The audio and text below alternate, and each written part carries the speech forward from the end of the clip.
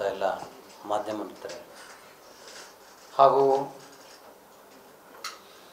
ಈ ಒಂದು ಗೋಷ್ಠಿಯಲ್ಲಿ ಹಾಜರಿರುವಂಥ ನಮ್ಮ ಇಬ್ಬರು ಕಾರ್ಯಾಧ್ಯಕ್ಷರುಗಳು ಮಂಜುನಾಥ್ ಭಂಡಾರಿಯವರು ಮತ್ತು ವಸಂತ್ ಕುಮಾರ್ ಅವರು, ಹಾಗೆ ಅವರು MLCಗಳು ಕೂಡ ಆಗಿದ್ದಾರೆ.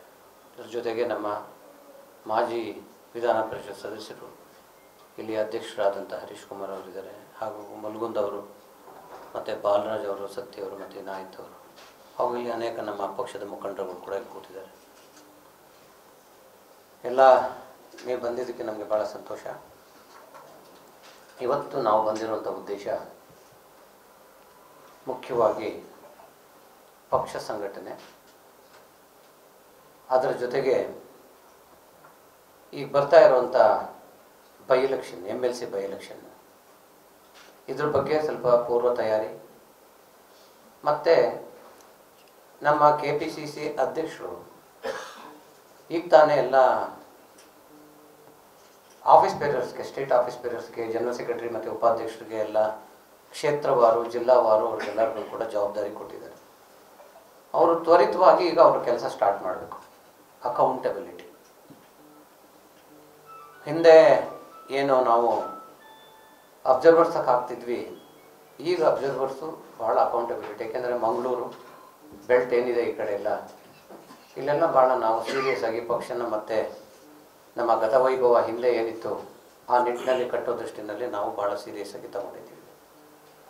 ಅದ್ರ ಜೊತೆಗೆ ಈಗ ಸಾಕಷ್ಟು ಈಗ ಉಪಾಧ್ಯಕ್ಷರುಗಳು, ಜನರಲ್ ಸೆಕ್ರೆಟರಿಗಳನ್ನ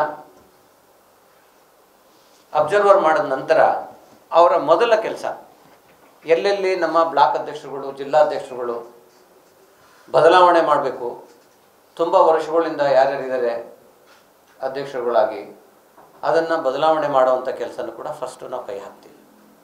ಈಗಾಗಲೇ ಅವ್ರಿಗೆ ಡೈರೆಕ್ಷನ್ನು ಸರ್ಕ್ಯುಲರ್ ಕೂಡ ಕೊಟ್ಟಿದ್ದೀವಿ.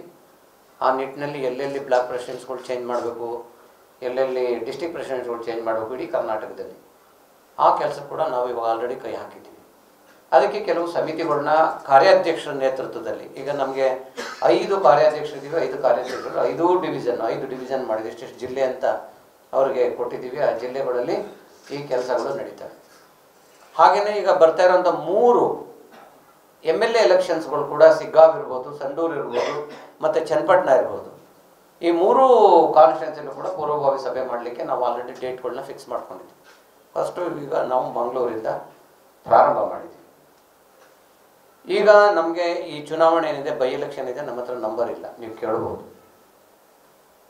ಬೇರೆ ಪಕ್ಷದವ್ರದ್ದು ನಂಬರ್ ಜಾಸ್ತಿ ಇದೆ, ನಿಮ್ಮದು ಕಮ್ಮಿ ಇದೆ, ಹೇಗೆ ನೀವು ಸಂಘಟನೆ ಮಾಡಿ ಗೆಲ್ತೀರಾ ಅಂತ. ರಾಜಕೀಯದಲ್ಲಿ ಯಾವುದು ಕೂಡ ಸಾಧ್ಯ ಇಲ್ಲ ಅನ್ನಂಗಿಲ್ಲ, ಸಾಧ್ಯ ಇದೆ ಅಂತ ಹೇಳಲಿಕ್ಕೆ ಸಾಧ್ಯ ಇಲ್ಲ. ಹಿಂದೆ ನೀವೆಲ್ಲ ನೋಡಿದ್ದೀರಿ, ಸಾಕಷ್ಟು ಸರಿ ಮೆಜಾರಿಟಿ ಇದ್ದವರು ಸೋತವ್ರೆ, ಮೆಜಾರಿಟಿ ಇಲ್ಲದೇ ಇರೋರು ಗೆದ್ದವ್ರೆ. ಉದಾಹರಣೆಗೆ ಸಾಕಷ್ಟು ಸರ್ಕಾರಗಳು ತಮ್ಮ ಮೆಜಾರಿಟಿ ಇಟ್ಕೊಂಡು ಅಧಿಕಾರಕ್ಕೆ ಬಂದಂಥ ಸಂದರ್ಭದಲ್ಲಿ ಸರ್ಕಾರನ್ನೇ ಟ್ಯಾಪಲ್ ಮಾಡಿ ಇವತ್ತು ಬೇರೆ ಪಕ್ಷಗಳು ಅಧಿಕಾರಕ್ಕೆ ಬಂದಂಥ ಉದಾಹರಣೆಗಳಿದೆ. ಅದರಿಂದ ನಂಬರು ಕಮ್ಮಿ ಇದೆ ಅಂದ ತಕ್ಷಣ ನಾವು ಸಂಘಟನೆ ಮಾಡಬಾರ್ದು ಅನ್ನೋದೇನಿಲ್ಲ. ಆ ಕಾರಣಕ್ಕೆ ನಾವು ಅದಕ್ಕೆ ಬೇಕಾದಂಥ ಅಭ್ಯರ್ಥಿ ಯಾರನ್ನ ನಿಲ್ಲಿಸಿದ್ರೆ ಮತ್ತು ಎಲ್ಲರ ಜೊತೆಗೆ ಸೇರಿದ್ರೆ ಯಾವ ರೀತಿಯಲ್ಲಿ ಮಾಡಲಿಕ್ಕೆ ಸಾಧ್ಯ ಇದೆ, ಕಂಟೆಸ್ಟ್ ಅಂತೂ ಮಾಡಲೇಬೇಕು. ಮಾಡಬೇಕಾದ್ರೆ ಎಷ್ಟೊಂದು ಎಫೆಕ್ಟಿವ್ ಆಗಿ ಹೇಗೆ ನಾವು ಮಾಡಬೇಕು ಅನ್ನೋದ್ರ ಬಗ್ಗೆ ಸಂಘಟನೆ ಮಾಡೋದು ನಮ್ಮ ಮೊದಲ ಉದ್ದೇಶ. ಸೊ ಇಷ್ಟೆಲ್ಲದ್ರ ಜೊತೆಗೆ ಮುಂದಿನ ದಿನಗಳಲ್ಲಿ ಮಂಗಳೂರಲ್ಲಿ ಒಂದು ಹೊಸ ಶೈಲಿನಲ್ಲಿ ಏನಿವಾಗ ನಾವು ಮಾಡ್ಕೊಂಡು ಬರ್ತಿದ್ದೀವಿ. ಲಾಸ್ಟು ಎಲೆಕ್ಷನ್ಸಲ್ಲಿ ಕೂಡ ನಾವು ಒಂದೇ ಒಂದು MLA ಇದ್ವಿ ಔಟ್ ಆಫ್ 8, ಈ ಸರಿ 2 MLAಗಳಿದ್ದೀವಿ. ಸೊ ಇದನ್ನು ಹೇಗೆ ಮತ್ತೆ ರೀಬಿಲ್ಡ್ ಮಾಡಬೇಕು ಕಾಂಗ್ರೆಸ್ ಪಕ್ಷನ ಅನ್ನೋದ್ರ ಬಗ್ಗೆ ನಾವು ಸಾಕಷ್ಟು ಒಂದು ಪ್ಲ್ಯಾನ್ಗಳನ್ನ ಮಾಡೋ ದೃಷ್ಟಿಯಲ್ಲಿ ನಾವು ಮುಂದಿನ ದಿನಗಳಲ್ಲಿ ಒಂದು ಹೊಸ ಒಂದು ಸ್ಟ್ರಾಟಜಿಯೊಂದಿಗೆ ಏನು ಮಾಡಬೇಕು ಅನ್ನೋದ್ರ ದೃಷ್ಟಿಯಲ್ಲಿ ನಾವು ಬೇರೆ ರೀತಿಯಾದ ಒಂದು ರಾಜಕೀಯ ಒಂದು ಸಂಘಟನೆಯನ್ನು ಕಟ್ಟಲಿಕ್ಕೆ ನಾವು ಪ್ರಾರಂಭ ಮಾಡಬೇಕು ಅಂತ ಡಿಸೈಡ್ ಮಾಡ್ತೀವಿ.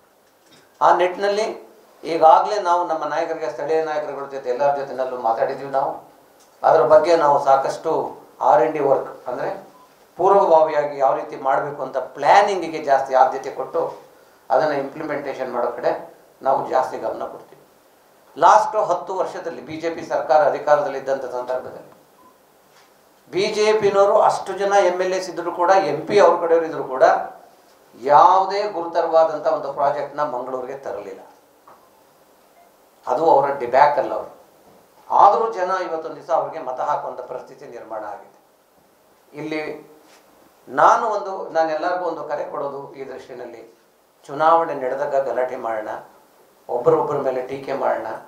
ಚುನಾವಣೆ ಗೆದ್ದ ಮೇಲೆ ನಾವು ಜನಕ್ಕೆ ಏನು ಪ್ರಾಮಿಸ್ ಕೊಟ್ಟಿರ್ತೀವಿ ಅದನ್ನು ಫುಲ್ಫಿಲ್ ಮಾಡಲಿಕ್ಕೆ ನಾವೆಲ್ಲಾದರೂ ಕೂಡ ಪಕ್ಷದ ಬ್ಯಾನರ್ನ ಬಿಟ್ಟು ಜನಗಳು ಬ್ಯಾನರಲ್ಲಿ ನಾವೆಲ್ಲ ಒಟ್ಟಿಗೆ ಕೆಲಸ ಮಾಡಿದ್ರೆ ಅಟ್ಲೀಸ್ಟ್ ಜನಕ್ಕೆ ಅನುಕೂಲ ಆಗುವಂಥ ಪರಿಸ್ಥಿತಿ ನಿರ್ಮಾಣ ಆಗುತ್ತೆ.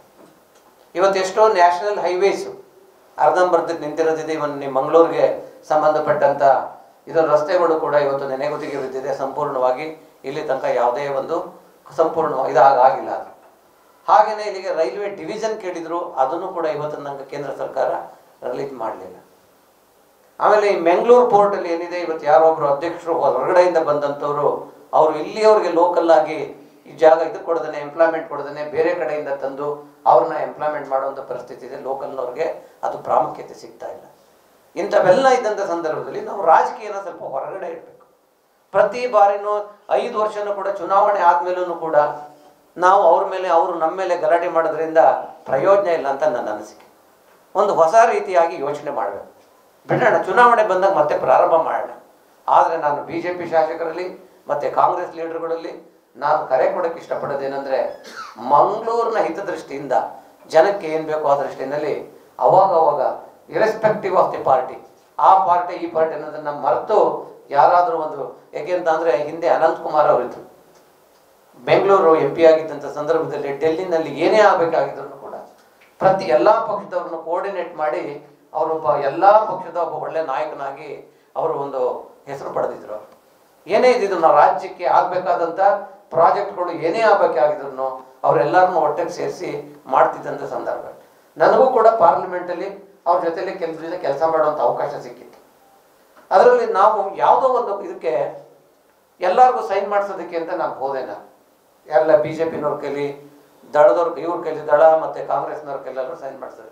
ನಾನು ಅನಂತಕುಮಾರ್ ಅವ್ರ ಹತ್ರ ಹೋಗಿ ಕೇಳಿದೆ, ಸರ್ ಈ ಥರ ಒಂದು ಎಲ್ಲರೂ ಕೂಡ ಇರೆಸ್ಪೆಕ್ಟಿವ್ ಆಫ್ ಪಾರ್ಟಿ ಸರ್, ನಮ್ಮ ರಾಜ್ಯ ಸರ್ಕಾರದಲ್ಲಿ ನಾವೆಲ್ಲ ಮಾಡೋಣ ಸರ್. BJP ಸರ್ಕಾರ ಅಧಿಕಾರದಲ್ಲಿತ್ತು, ನಾವೆಲ್ಲರೂ ಸೇರಿ ಇನ್ನು ಅವಾಗ ಇದಿತ್ತು ಅದು ಸಮ್ಮಿಶ್ರ ಸರ್ಕಾರ, ನಾವೆಲ್ಲರೂ ಸೇರಿ ಸೈನ್ ಹಾಕಿದ್ರಿ ಸರ್, ಈ ಥರ ಮಾಡ್ಬೋದು ಮಾಡೋಣ ಅನ್ನೋದಕ್ಕೆ ಅವರು ಭಾಳ ಒಳ್ಳೆ ಕೆಲಸ ಮಾಡ್ತಾ ಇದೆಯಾ, ನಾನು ಈ ಕೆಲಸನ ತುಂಬ ವರ್ಷಗಳಿಂದ ಮಾಡ್ಕೊಂಬರ್ತಾ ಇದ್ದೀನಿ, ತುಂಬ ಒಳ್ಳೆಯ ರೀತಿಯಲ್ಲಿ ಯೋಚನೆ ಮಾಡಿದ್ದೆ, ಇದಕ್ಕೆ ಪಾರ್ಟಿ ಬೇಡ, ಗೋ ಹೆಡ್, ವೇರ್ ಆಲ್ ದೇರ್, ನಾನು ನಮ್ಮ ಪಾರ್ಟಿಯವ್ರಿಗೆ ಹೇಳಿ ನಿಮ್ಗೆ ರಾಜ್ಯಸಭಾ ಇದಕ್ಕೆ ಕಳಿಸಿ ನಾನು ಸೈನ್ ಹಾಕ್ಸ್ತೀನಿ ನಾನು ಅಂತ ಹೇಳೋದು. ಸೈನ್ ಹಾಕ್ಸಿ ಕೊಟ್ಟರು ಕೂಡ ಅದನ್ನು ನಾವು ಮುಖ್ಯಮಂತ್ರಿಗಳಿಗೆ ಸಬ್ಮಿಟ್ ಮಾಡಿದಂಥ ಸಮಯ.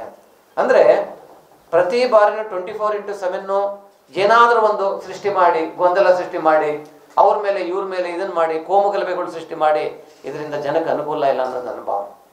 ಇವತ್ತೇನೋ ಒಂದು ಮೀಡಿಯಾಗೆ ಆಹಾರ ಸಿಗುತ್ತೆ ಅಂತ ನಾವೇನೋ ಕಾಂಟ್ರವರ್ಷಿಯಲ್ ಆಗಿ ಮಾತಾಡ್ಬೋದು, ಆದರೆ ಅದರಿಂದ ಏನು ಉಪಯೋಗ ಇಲ್ಲ ಅಂತ ನನ್ನ ಭಾವನೆ. ಯಾಕೆಂದ್ರೆ ನಾನು ಒಬ್ಬ ರಾಜಕಾರಣಿಯಾಗಿ, ಒಂದು ರಾಜಕಾರಣಿಗಳು ಯಾವಾಗಲೂ ವಿಷನರಿ ರಾಜಕಾರಣಿಗಳಾಗಿರಬೇಕು. ಆ ವಿಷನರಿ ರಾಜಕಾರಣಿ ಆಗಲಿಲ್ಲ ಅಂತ ಅಂದರೆ ನಮ್ಮ ಸ್ವಾರ್ಥಕ್ಕೋಸ್ಕರ ನಾವೇನೋ ಒಂದು ಫೈಟ್ ಮಾಡಬೇಕು ಅನ್ನೋ ಕಾರಣಕ್ಕೋಸ್ಕರ ಮಾಡ್ತಾ ಹೋದರೆ ಇದಕ್ಕೆ ಎಂಡಿಲ್ಲ ಅನ್ನೋದು ನನ್ನ ಅನಿಸಿಕೆ. ಅದರಿಂದ ನಿಮ್ಮ ಮಾಧ್ಯಮದ ಮುಖಾಂತರ ನಾನು ಕೇಳ್ಕೊಳ್ಳೋದಿಷ್ಟೇ, ಎಲ್ಲ ಶಾಸಕರು ಒಟ್ಟಾಗಿ ಹೋಗೋಣ. ಸಮಸ್ಯೆಗಳನ್ನ ಬಗೆಹರಿಸೋದಕ್ಕೆ ಏನೇನು ಸಮಸ್ಯೆಗಳಿದೆ, ಅದು ಸರ್ಕಾರ ಯಾವುದಾದ್ರೂ ಇರ್ಬೋದು, ಅದು ಆದರೆ ಅಲ್ಲಿ ಇದನ್ನು ಯಾವ ರೀತಿ ಮಾಡಬೇಕು, ಒಂದು ರಾಜಕೀಯವಾಗಿ ಫೈಟ್ ಮಾಡೋದು ಒಂದು ಭಾಗ ಮಾಡಲಿ, ಅದು ತಪ್ಪಲ್ಲ. ಅದ್ರ ಜೊತೆಗೇನ ಬರೀ ರಾಜಕೀಯವಾಗಿ ಫೈಟ್ ಮಾಡೋದನ್ನೇ ರಾಜಕಾರಣಿಗಳು ನಾವು ಇದನ್ನು ಮಾಡಿ ಅಭ್ಯಾಸ ಮಾಡ್ಕೊಬಿಟ್ಟಿದ್ದೀವಿ ಹೊರತು ಯಾರೂ ಕೂಡ ಲೋಕಲ್ ಜನಗಳ ಹಿತದೃಷ್ಟಿಯಿಂದ ಕೆಲಸ ಮಾಡುವಂಥದ್ದನ್ನು ಸಂಪೂರ್ಣವಾಗಿ ಮರ್ತಿದ್ದೀವಿ. ಇದಕ್ಕೆ ಮಾಧ್ಯಮ ಕೂಡ ಇದಕ್ಕೆ ಕೈ ಜೋಡಿಸ್ಬೇಕು. ದಯವಿಟ್ಟು ಈ ವಿಚಾರನ ಭಾಳ ಸಿಂಪಲ್ಲಾಗಿ ತಗೋಬೇಡಿ. ಇದು ಗಂಭೀರವಾದ ಪ್ರಶ್ನೆ. ಇದನ್ನು ಸ್ಟಾರ್ಟ್ ಆಗಲಿ ಎಲ್ಲೋ ಒಂದು ಕಡೆಯಿಂದ, ನಾವು ಹೊಸ ರೀತಿ ಯೋಚನೆ ಮಾಡೋಣ ಅಂತೇಳಿ ಇವತ್ತು ನಾವೇನೀಗ ನಾವು 2:30ಗೆ ಮೀಟಿಂಗ್ ಕರೆದಿದ್ದೀವಿ. ಎಲ್ಲ ಕಾರ್ಯಕರ್ತರನ್ನ ಎಲ್ಲರನ್ನೂ ಕೂಡ ಈ ಕಾರ್ಯಕರ್ತರ ಸಭೆ 5 ಜನ ವರ್ಕಿಂಗ್ ಪ್ರೆಸಿಡೆಂಟ್ಗಳು ಕೂಡ ಪ್ರತಿ ಕಾನ್ಸ್ಟಿಟ್ಯೂನ್ಸಿಗೂ ನಾವು ಒಟ್ಟಿಗೆ ಹೋಗ್ತೀವಿ. ಅಲ್ಲಿ ಪೂರ್ವಭಾವಿ ಸಭೆಗಳನ್ನ ನಡೆಸುವಂಥ ಕೆಲಸ ನಾವು ಮಾಡ್ತೀವಿ. ಅದರಿಂದ ಈಗ ನಾವು ಕೂಡ ರಾಜ್ಯದ ಮಟ್ಟದಲ್ಲಿ ಸಾಕಷ್ಟು ಬದಲಾವಣೆಗಳನ್ನ KPCC ಲೆವೆಲಲ್ಲಿ ಕಾರ್ಯಕರ್ತರಿಗೆ ಅನುಕೂಲ ಆಗಬೇಕು ಅನ್ನೋ ದೃಷ್ಟಿಯಿಂದ ಮಾಡ್ತಾ ಇದ್ದೀವಿ. ಇವಾಗ ಪರಮೇಶ್ವರ್ ಅವರ ನೇತೃತ್ವದಲ್ಲಿ ಇವತ್ತೇನು ಕಮಿಟಿ ಆಗಿದೆ, ಈ ಬೋರ್ಡುಗೆ ಮೆಂಬರ್ಸ್ ಮಾಡುವಂಥ ದೃಷ್ಟಿನಲ್ಲಿ ಯಾವ್ಯಾವ ಸಮುದಾಯಕ್ಕೆ ನಾವು ರೆಪ್ರೆಸೆಂಟೇಷನ್ ಕೊಡೋಕ್ಕಾಗಿಲ್ವೋ, ನಾನು ಕೂಡ ಕಮಿಟಿ ಮೆಂಬರ್. ಈಗ ಆಲ್ರೆಡಿ ನಾವು 3